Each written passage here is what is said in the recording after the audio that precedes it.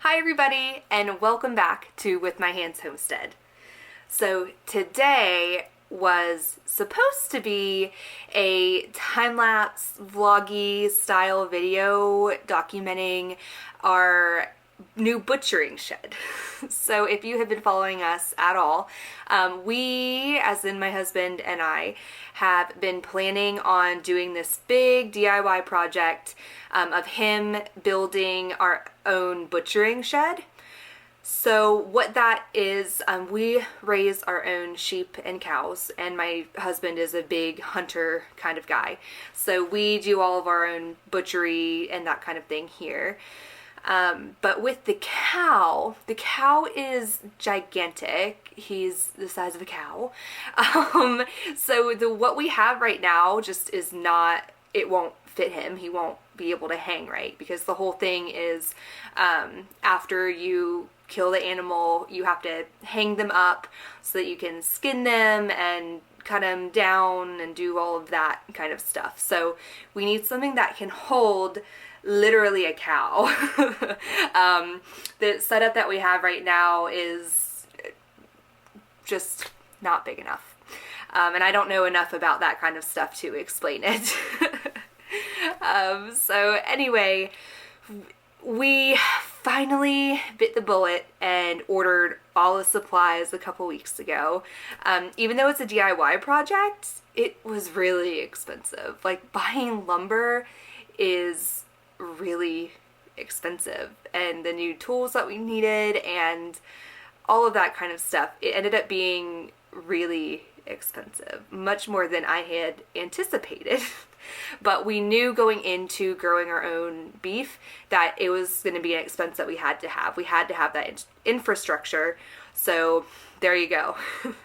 So the weekend came and my father-in-law came down because he's really good at building stuff and carpentry and all that. And he is really in shape for his age. Let me tell you, both of my parents-in-law are like, I hope I'm like them. Like, they're very in shape. So they came down to help, and my husband and his and my father-in-law had the whole plan. It was all ready, and for whatever reason, it didn't happen. Not for lack of trying. So I know what we're all thinking. My whole New Year's resolution was to finish what we start, and I don't classify this under that because it wasn't like a lack of follow through or a lack of trying. I don't know enough about it to explain what happened, but some unforeseen issue came up, and whatever plan they had originally had just didn't work out. I don't know if it was something about the way our land was or about the dimensions. I know they had planned on doing it a certain way, and since it's the two of them, I don't know if it ended up being harder, like logistically wise, of how to move the things they needed to move, because it's all really heavy and it was only the two of them. So for whatever reason, plan A didn't work, and they started on a plan B, but the day ran out, and they live almost 3 hours away. So they ended up having to leave, which is totally understandable. We had rented an auger, I think that's what it's called, a hole digger, basically, to dig holes. Again, I don't know anything about that stuff, but, we did that whole rigmarole. So, moral of the story, it didn't get done, but that's okay, and I'm really trying to stay positive about it, and I just have to brag on my husband because he has had the best attitude about it, and that's really what I wanted to make the video about now, because I know that I get frustrated really easily, especially when it's something that I feel a lot of pressure to get done, like this project, because of the cost and just, I'm pregnant, we have a 1.5-year-old. Because of all that, we had meant to do this in the fall. That had originally been the plan. It was supposed to be done in the fall, and the cow to be done in November, and that that. We wanted him to be harvested in November. Number one, because we wanted him a little bit smaller, like mass-wise, because this is the first time that we've ever harvested a cow. It's like the biggest thing ever. And also we wanted him out of there so that the other animals had more room. Even though he's really gentle, he's just so big. We didn't want the lambs to be there, and of course they lambed early, so they're out there with him, and just because it's winter, a lot of the grass isn't growing and a lot of it's dead. So even just competition wise, we wanted the cow who eats like 100 times more than everyone else to just be out of there. It would have been a lot better, a lot easier. It didn't happen. So that's why now I'm like, okay, we gotta get on this. Like, he's gigantic. I'm feeling really frustrated, and especially even with the New Year's resolutions, I want it to be done, and I get so caught up in the cost of everything, because the way that they're doing it now, we're gonna have to get more lumber and it's just really stressful for me. And my husband has had the best attitude about it. Like, if I were in his shoes, if something that I'd planned hadn't worked out, I would be like crying. I would be so frustrated and so annoyed and just have the worst attitude. But he's been so great.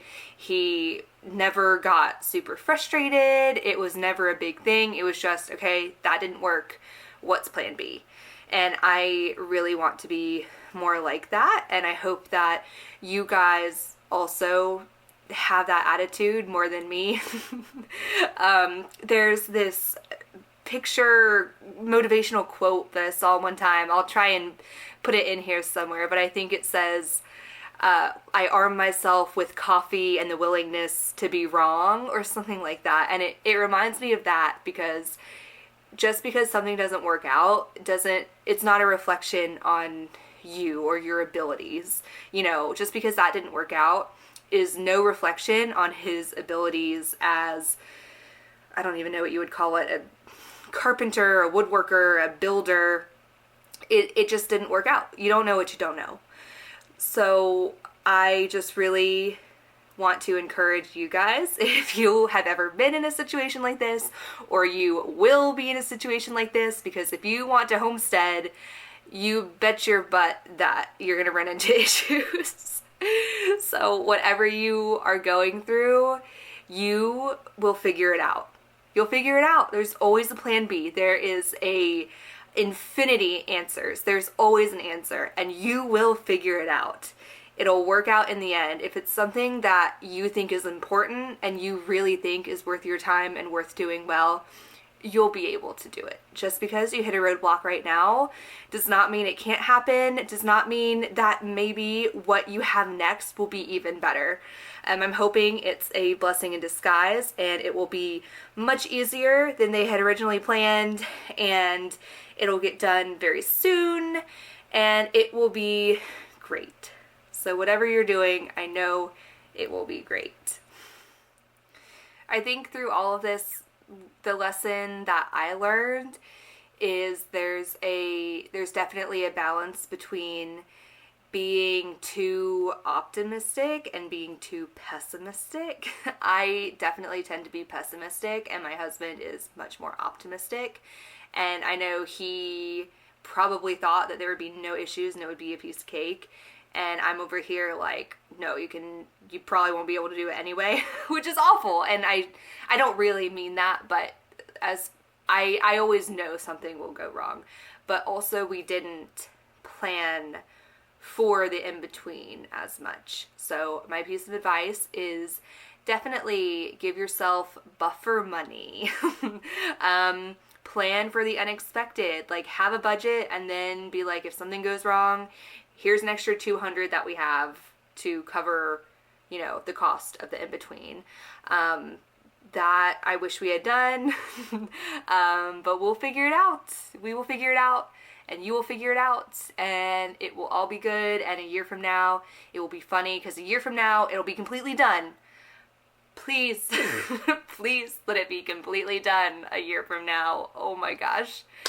Well, I will keep you posted. And the rest of the video is the footage that I have.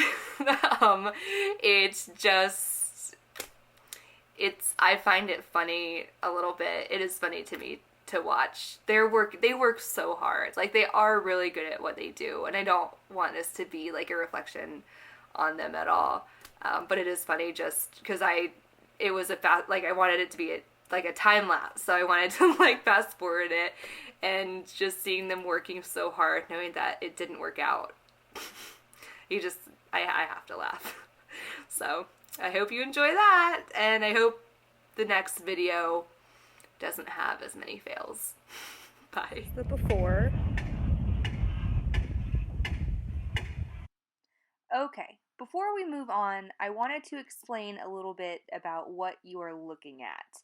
I realize that this is very messy looking, and you are completely correct. But the first broken down little shed area thing that you are seeing is what used to be a shed that covered our tractor that my in-laws had gotten us, but in a windstorm it totally was destroyed.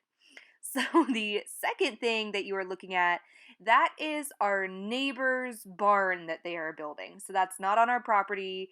It is definitely putting our shed to shame, but you can just ignore that giant half-built building that is not on our property. And the last trashy thing is literal trash. That is our trash burn pile.